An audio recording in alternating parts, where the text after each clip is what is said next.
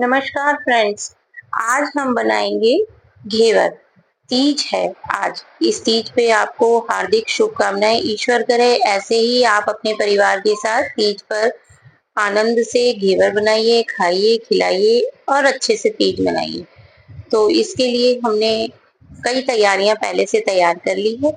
तो चलिए शुरू करते हैं। तो हमने सबसे पहले 1.5 लीटर का हमने रबड़ी तैयार करनी है। तो दो बर्तनों में हमने ले लिया है, क्योंकि ये जल्दी बन जाए। दोनों जगह चलेगा तो जल्दी बन जाएगा, टाइम कम लगेगा। तो हम इसे कढ़ाते कढ़ाते दूध को कम कर लेंगे। उससे पहले हमने थोड़ा सा अलग कर लिया है और इसमें हम मिल्क पाउडर डालकर रबड़ी को गाढ़ा कर लेंगे। इससे कम टाइम लगता है।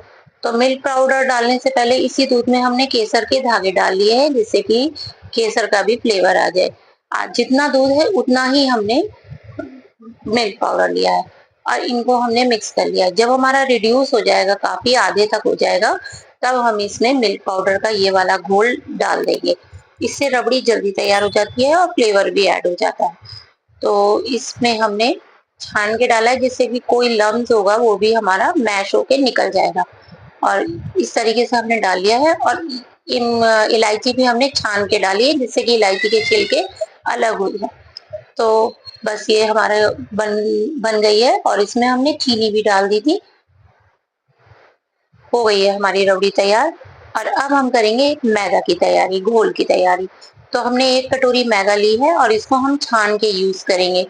तो छानने के लिए हमने अच्छे से एक बर्तन में लिया है मैदा, 1 कटोरी, और 1 चम्मच हमने बेसन डाला है और 1 चम्मच ही हमने गेहूं का आटा डाला है। इससे बहुत अच्छा फ्लेवर आता है, कुरकुराहट और क्रिस्पीनेस भी आती है। तो बस इसको हम घोल लेंगे। और इसके लिए हमने 3 चम्मच घी लिया है, कटोरी में जमा के बर्फ लिया है और उसको हम घुमाते रहेंगे, जिससे कि घी एक मक्खन वाले टेक्सचर में आ जाए। और उसके बाद हम इसको हाथ से एक ही डायरेक्शन में घुमाते रहेंगे। इसका पीस निकाल देंगे बर्फ का और उसके बाद इसको एक ही डायरेक्शन में घुमाते घुमाते क्रीमी टेक्सचर पर ले आएंगे। जब ये क्रीमी टेक्सचर पे आ जाएगा, उसके बाद हम जो छानी हुई मैदा, 1 चम्मच गेहूं और 1 चम्मच बेसन है, उसे हम धीरे धीरे इसमें डालेंगे। इसमें हमने चौथाई कटोरी दूध भी डाल दिया है। ठंडा दूध है, गरम नहीं डालना है। और अब धीरे धीरे करके हम इसमें मैदा वाला डालेंगे। तो अब ये धीरे धीरे घोलते घोलते घोलते घोलते अब ये एक घोल में कन्वर्ट हो जाएगा। उसके बाद हम इसको एक छन्नी में छान लेंगे। छन्नी में छानने से क्या होगा कि लम्स फ्री हो जाएगा और जो लम्स इसमें छन्नी में आ जाएंगे वो भी सारा मैश करके निकाल देंगे।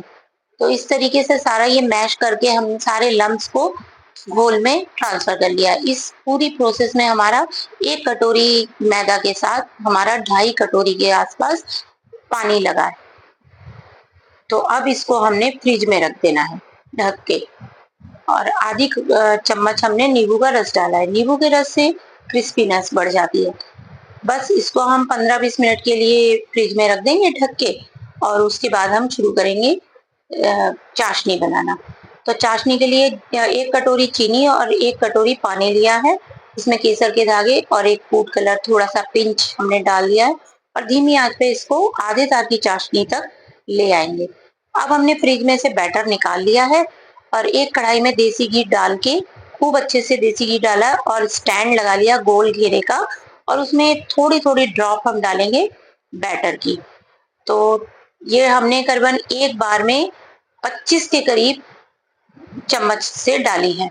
तो बीच में जब होल हो जाएगा तो बेलन से या किसी भी आप मथानी के डंडे से या किसी भी आप उसको ऐसे कर सकते हैं। इसके बाद हम जो कढ़ाई में घी है, उस घी को हम ऊपर से इसको डालते रहेंगे, जिससे कि ऊपर की लेयर भी अच्छे से क्रिस्पी हो जाए और सिक जाए, कहीं से भी कच्चे वाला लुक ना लाए। और उसके बाद हम इसे निकाल लेंगे। ऐसे करके हमने सारे हमारे घेवर तैयार कर लिए। ये स्टैंड मैंने घर में ही थोड़ा जुगाड़ करके बनाया है गोल घेरा। एक डब्बा मेरा टूट गया था, उसको मैंने कटवा के इस तरीके से कर लिया है। तो ये हमारे सारे घेवर तैयार हैं और अब इनको हम प्लेटिंग करेंगे। तो इसके लिए हमने जाली पे रखा है ये घेवर और ये इस पे हमने चाशनी लगा दी है सारे में। चाशनी के बाद अब हम इस पे रबड़ी फैलाएंगे। आपको मेरी रेसिपी कैसी लगी प्लीज बताइए, लाइक शेयर और सब्सक्राइब भी जरूर कीजिए। और अब हमने इस पे रबड़ी फैला ली है। रबड़ी को बहुत अच्छे से फैलाना है और इस पे फिर हम ड्राई फ्रूट भी लगा देंगे और हमने फिर चांदी का वर्क भी लगाया है। यकीन मानो ये बहुत अच्छा है, मुंह में घुल जाने वाला घेवर है। बाजार का फिर भी घेवर थोड़ा भारी होता है, मुंह में जाने के बाद भारीपन लगता है। ये इतना क्रिस्पी है, जाते ही घुल रहा है। तो इस प्रकार का घेवर घर में बनाने से बहुत अच्छा लगता है। एक मन को सेटिस्फेक्शन होता है कि हमने त्योहार पे किया। तो प्लीज आनंद से त्योहार मनाइए। धन्यवाद।